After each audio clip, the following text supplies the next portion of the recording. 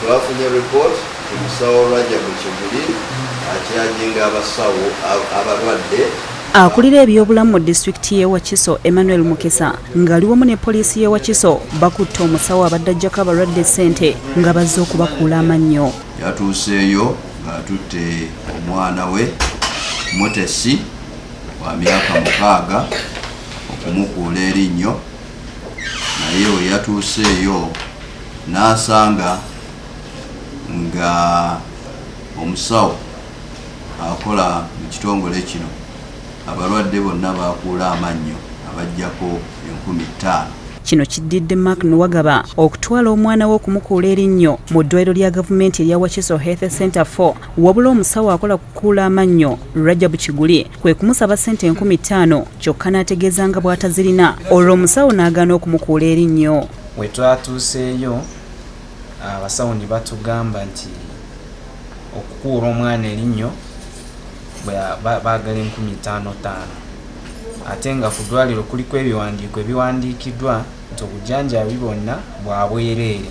Kino kiwalirizza Nwagaba okulumba akulira ebyobulamu mu Wakiso n'amuloopera omusawo nga bw'abajjako ssente. Kino kiwalirizza akulira ebyobulamu Mukisa okugenda ne poliisi ne bakwata omusawo ono, kyokka basoose kuwaaza w'akolera ne bamusanga n'emitwalo 9,100.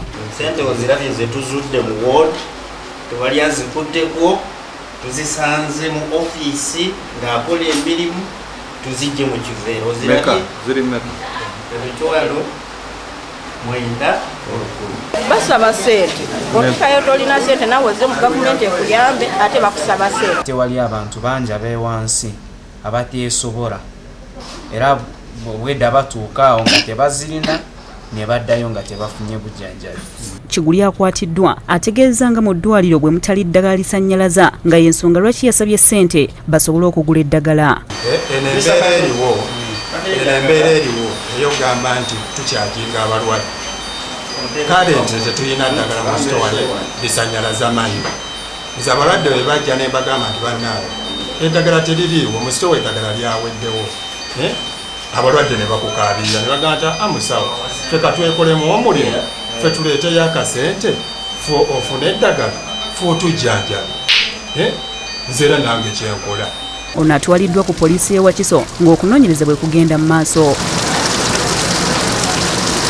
Yakulira eddwaliro lino Nabuganda Betty eby'eddwaliro obutabaamu ddagala abisambazze. Mukisa alabudde abasawo bonna abakyenyigira mu kikolwa kino eky'okuggyako abantu ssente.